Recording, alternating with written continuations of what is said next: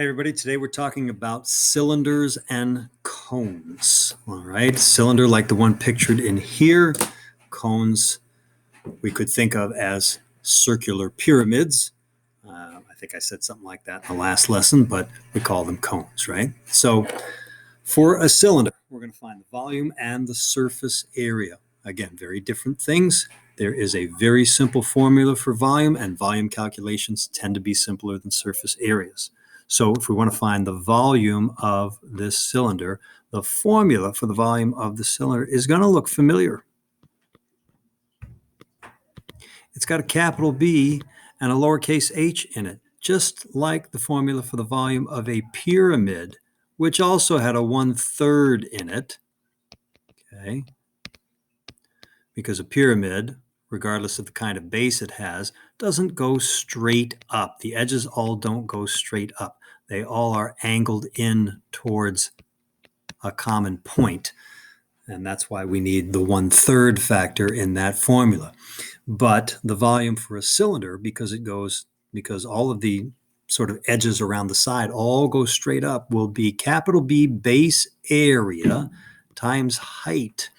We could use this same formula, capital base area times height, not only for cylinders, but also for rectangular prisms. I kind of skipped over mentioning this in the lesson on rectangular prisms. And I just acknowledge that most of you are familiar with this formula, length times width times height, for rectangular prisms, and that's a perfectly fine formula. But let's draw in sort of the background edges of this rectangular prism so we can see all the edges, right? Length times width times height. Here's the height. Everybody would call this edge the height here. What is the length times the width? Maybe we'd call this the width and this the length over here. This width times this length, those are the dimensions of that rectangle on the bottom of this box. And so that length times width is effectively the base area of this rectangular prism, right? And so this formula, base area times height, it works for rectangular prisms as well as cylinders, which are both objects that have a base and that kind of go straight up and then have another base above the lower base, which is congruent to the lower base. If we think of this surface as the base of that prism, we might regard that as the lower base, and here's the upper base, which is congruent to it. Likewise, on a cylinder, you've got a lower base and an upper base. One difference between rectangular prisms and cylinders is that rectangular prisms can be turned any which way. The length, the width, and the height are all interchangeable. If we stand that box up, now we have a different height, or the height and the length and the width have all changed places, which is totally fine. We could calculate this rectangular prisms, the same rectangular prism, which has now been stood on one end, by finding this base area and multiplying by that height there. We get the same answer because it's still going to be the same three dimensions all multiplied by each other. Now with the cylinder, the dimensions are not interchangeable, okay? First of all, the bases are the circles always in a cylinder. If you tip this cylinder over so that it is now laying on its side like this, the bases are still the circles, okay? And the height for both of these orientations of the cylinder is the distance between the bases. That's the height there, that's the height there. In this case, running horizontally, okay? But that's not foreign to us. We know that the height of a triangle really can run in any direction. Any side of a triangle can be the base, and the height just has to run perpendicular to the base, okay? Well, this height has to run perpendicularly to the two circular bases. Right angle there, right angle there, right angle there, right angle there, okay? And the one other really critical difference between rectangular prisms and cylinders is that the base area of a cylinder is not a rectangle. It's not, you're not going to get the base area of a cylinder by doing length times width. Since the base of a cylinder is a circle, okay, then you're going to need to use the circle area formula. When I'm calculating volumes of cylinders, I like to write down the formula, capital B times H. Then I like to replace the capital B with a pi r squared, because that's how we're going to find the base area of this cylinder. Now I start plugging numbers in. Okay. Well, we've been given a radius of 3 and a height of 10. Let me just put those in the picture. The radius, of course, would be, we could put it there. The height, put it alongside there. And so the volume is going to be pi 3 squared times 10. 3 squared is 9, times 10 is 90. We get an exact answer of 90 pi. 90 pi, what would the units be? Units are centimeters. Centimeters, if it's a volume, it's centimeters cubed. Okay. Pretty simple, pretty straightforward, pretty quick for finding the volume. But as is often the case, surface area considerably more complicated than the volume, right? How many surfaces do we have in this cylinder? How many individual touchable surfaces are there? Well, there are 3, right? There is a top base, which is a circle, right? And so here's how we're going to lay this out. This is what I want to see you do. I want you to identify the individual surfaces as you're calculating the individual surface areas. Show me what that top surface looks like. It's a circle. So how do you calculate that circle's area? Pi r squared. The radius in this case has been given to be 3. So the top surface is 9 pi. Well, there's a bottom surface to this cylinder, which is identical to the top, right? So no need to redraw that, recalculate that. Let's just acknowledge that bottom is congruent to the top. It's going to have the same area as the top. Now, the tricky part is the other surface. There is one other surface. It's that outside surface that goes around the cylinder. Look, I've got a roll of paper towels here. It's this, it's this surface going all around. Now, how do you find the area of that? What is that thing? It's not even flat. How do you find the area of something that's not even flat? Well, you've all peeled or seen labels around jars get peeled off and become flat, right? Or if you haven't done that, you've all peeled paper towels off a cylindrical roll of paper towels, and they become flat. You can unwrap a cylindrical surface, the lateral area anyway of a cylindrical surface, until it becomes flat, a rectangle, right? So that's how we need to think of this outside surface, or I'm just going to call it the side or the lateral surface technically of a cylinder, right? The circles are the bases of the cylinder, and then we have the lateral surface of the cylinder. We have to think of that thing as unwrapping into a nice flat rectangle. Now, it might be a really, really wide rectangle, depending on how wide the cylinder is, or if it's a fairly narrow cylinder, then that paper towel or label unwraps to a not so wide rectangle. But in any case, it's a rectangle. And what is the height of this rectangle that has been unwrapped from around the cylinder? Well, it's the original height of the cylinder, right? The cylinder's height is 10. So this rectangle's height is 10. That's the easy dimension. What about the width of this rectangle? How wide is that? That's not an easy answer to determine when you're first confronted with this question. Okay? So again, look at this roll of paper towels, right? Here comes a paper towel off the roll. And this edge right here, this edge is becoming the width of the rectangle. Well, if we're interested in the lateral surface of the cylinder, which goes exactly one time around the cylinder, then the width of that rectangle is going to come from one trip around the cylinder. One trip around the cylinder. What do we call that distance? We call it the circumference, right? The top or the top edge or the width of that rectangle is the circumference of that cylinder.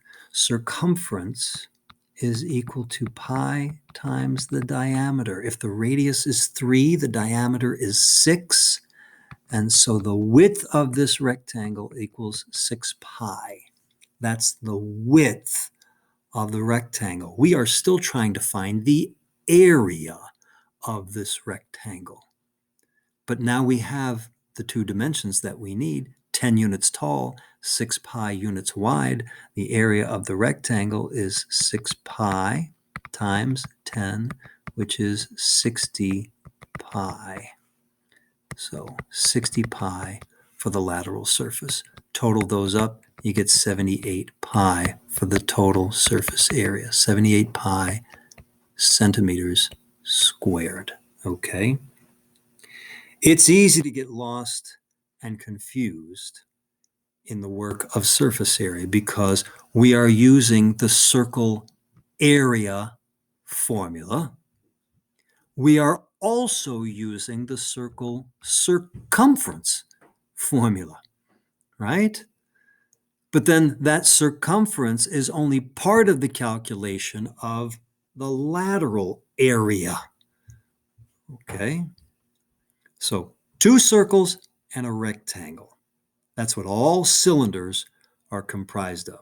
2 circles, and you need the circle area formula, and then a rectangle. But for that rectangle, you got to know where that rectangle comes from. It comes from unwrapping like the label off of that can, and that the width then of that flattened label is equal to the circumference of the original can. Okay, 3 surfaces calculated individually, added up to get the total. Right? That's the process of finding the surface area of a cylinder. Let's move down to the cone or a circular pyramid. Okay, there's a formula for volume of cone, and it's going to look familiar to you. 1/3 times base area times height. Exact same formula as for the volume of a pyramid. The exact same formula, right? Pyramid.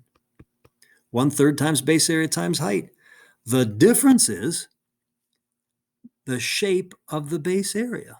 Once again, this base area is a circle as opposed to a square. So again, if I'm finding the volume of a cone, I like to write down this formula, and then 1/3, I like to replace the capital B, which doesn't stand for base edge. It's not a single dimension. It's base area, so it gets replaced with the entire formula for the area of that circular base, and then times height. Now I plug numbers in. The radius, it says the base of the cone below has a radius of 5, right? So 5 right there. That was pretty good. I was careful about that wording. Sometimes if we're a little careless, we might say the cone has a radius of 5. If I'm ever careless like that, what I mean by that is that the base of the cone has a radius of 5, because that's not going to be 5 units there. That's not going to be 5 units there. Those are all different lengths. Okay. At the base of the cone, the radius is 5. And that's clearly what I said in this problem. And that's what I always mean in case I'm not very clear. So there's the radius. The lateral height of the cone is 13. Oh, remember that phrase, lateral height? That's different from height. For this formula for volume, I need height. I need this.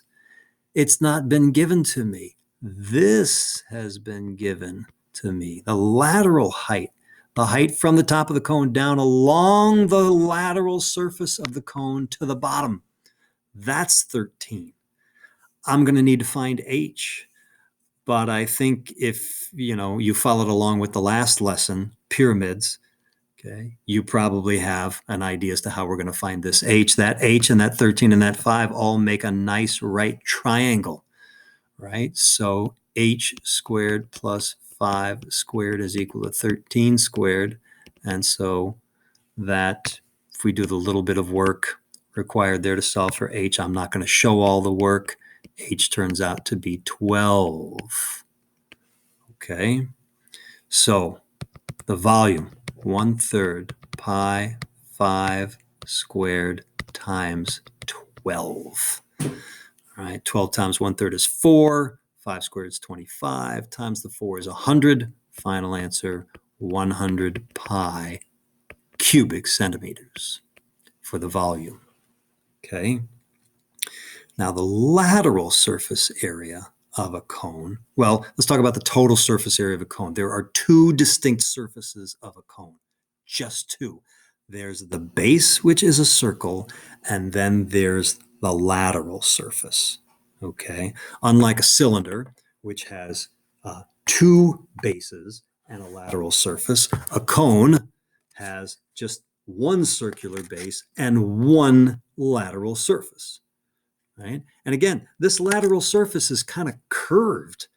Like, is there a way to sort of reinterpret this as a flat surface and calculate it as a flat surface? Well, there is.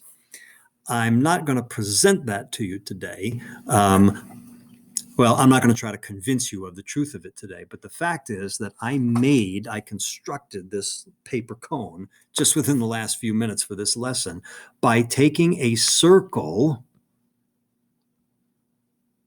taking about 2/3 of a circle, a fraction of a circle, and then drawing this edge of the circle and that edge of the circle together and taping them together. Here, can you see? I don't know if you can see that. Yeah, you can see that edge, okay, where I drew those two radii of the circle towards each other, lined them up with each other, and that forced the flat part, that flat fraction of the circle or sector of the circle, remember that word? It forced that flat sector of the circle to sort of become three-dimensional into the lateral surface of a cone.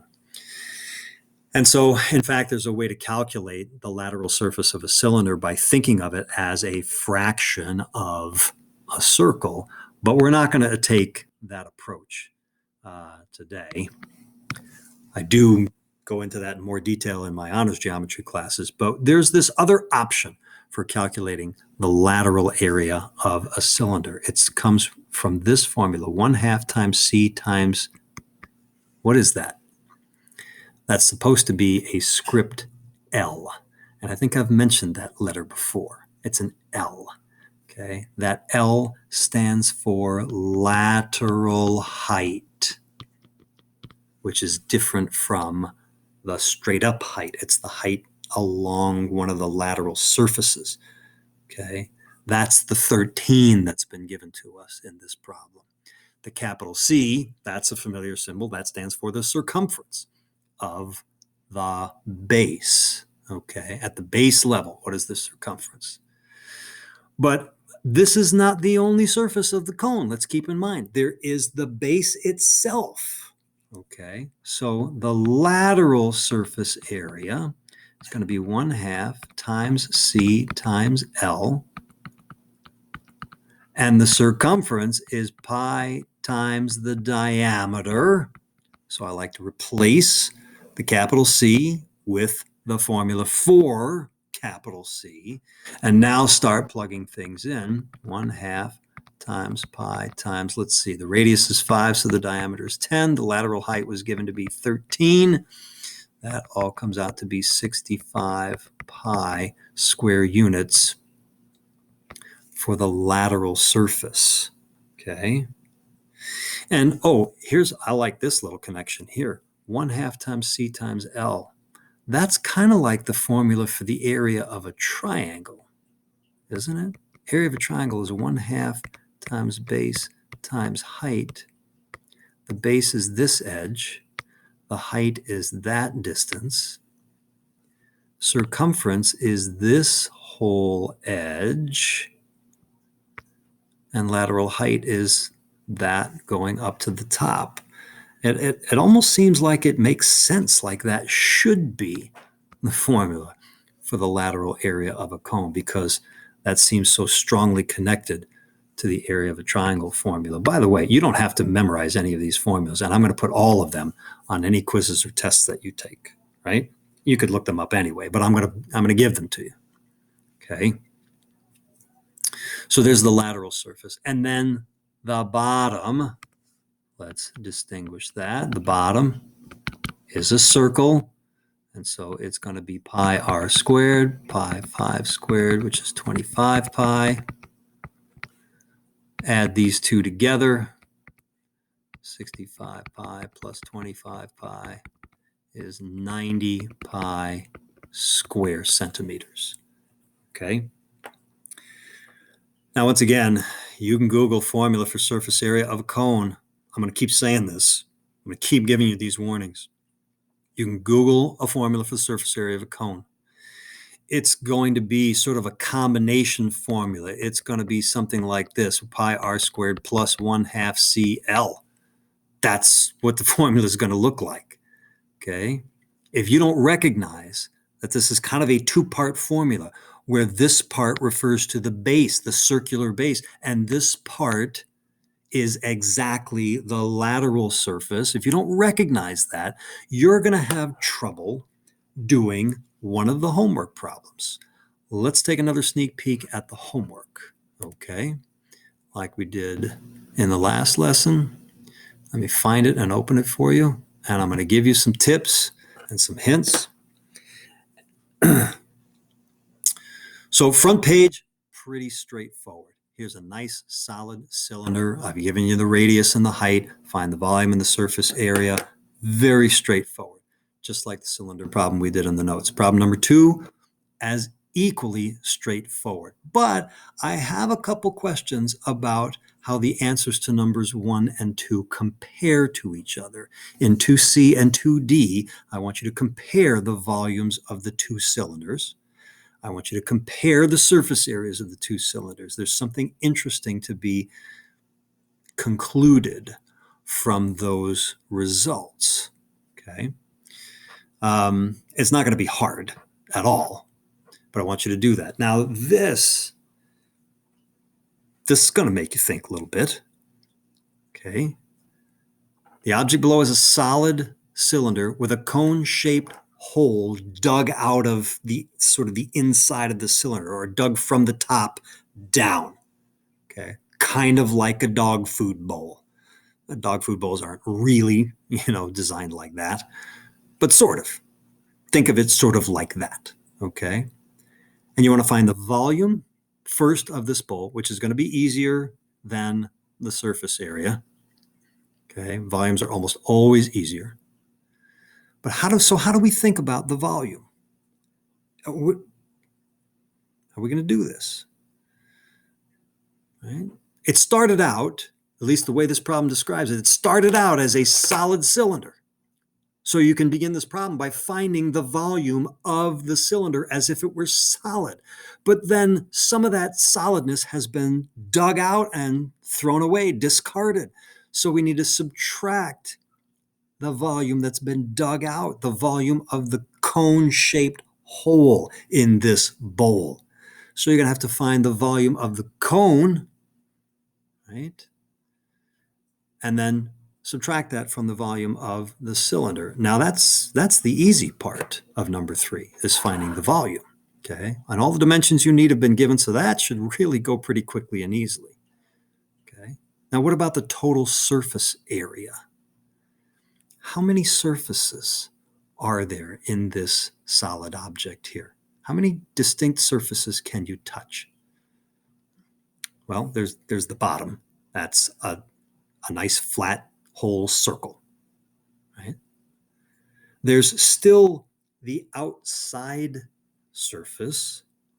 The outside of the original cylinder is still intact. So you're going to need to find that surface. And remember, that unwraps to a rectangle. Okay. But again, right, there is no top circle anymore. That top circle is gone. That's not a surface you can touch. There's just air there. There's just space that you're going to poke your finger down through until you hit the inside of this bowl. So you can't count the top circle. And I warn you again, if all you want to do is Google formulas for a cylinder, you'll pull up a formula and pull numbers in, and that's going to give you the formula for the entire solid cylinder. It's going to count space up top here that does not exist in this object. And if you're not paying attention to that and you don't know how to adjust for that, because you just want to Google a formula and plug stuff in, you don't want to think about it, you're going to get wrong answers and you're going to get no credit for showing me that you didn't think about this problem at all. Okay? So again, we're at 3 surfaces. We got the bottom circle, and that's easy. And then we've got the side surface, the outside surface, which unwraps to a rectangle, and you're going to need the circumference formula to find the width of that rectangle. And then you've got a third surface, the inside of the bowl, where again, you can reach in with your finger and touch that right there and touch it, that right there. And it comes from there and you can touch it there. What is the shape of the inside surface of this bowl? It's a cone, isn't it? It's the inside surface of the cone. Now, how do you calculate that? Well, wouldn't the inside surface area of this cone be exactly the same as the outside surface area of this cone? It'd be exactly the same, right? It's just like I said before. Remember I showed you that I made this cone by wrapping a fraction of a circle together? Well, the outside of this cone's surface, the lateral surface, would be one side of this circle. And then the inside of this cone would just be the other side of that piece of paper. It's the exact same area. So you've got to find the lateral surface of a cone, not the base area. You can't include that. Again, this circle right up here at the top of this dog food bowl, as I'm describing, it doesn't exist. There's no surface there to touch. Okay.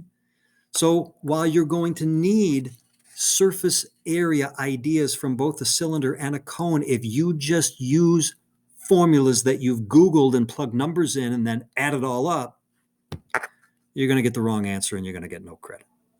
Okay. Let's look at the next couple of problems. And the next couple of problems, I'm not going to post answers to this time. You're going to turn in the work to me. Okay. If you're watching this on video, surprise, you owe me by Sunday night.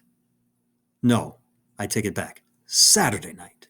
You owe me by Saturday night because I'm going to need the day Sunday to look at your work before we meet again in class on Monday. Okay. Did I say Saturday night? No, we're doing this lesson on a Monday. Okay. If you're watching this, you should be watching it on a Monday or Tuesday at the latest. And the work is going to be due by Tuesday night because I'm going to need all day Wednesday to evaluate your work and give you a grade on it before we meet in class on Thursday. Okay. Now, what are the problems that I'm talking about? This problem here. I've described it as a solid wooden spool with a hole drilled through it. But again, we could think of this as a roll of paper towels. See that hole in the roll of paper towels? Right? So volume first, going to be pretty easy. Find the volume of this roll of paper towels as if it was completely solid, as if this hole wasn't here. And then just subtract the volume of that hole, which is also a cylinder. It's just one cylinder volume minus a slightly skinnier cylinder volume. That should be pretty easy. What about surface area?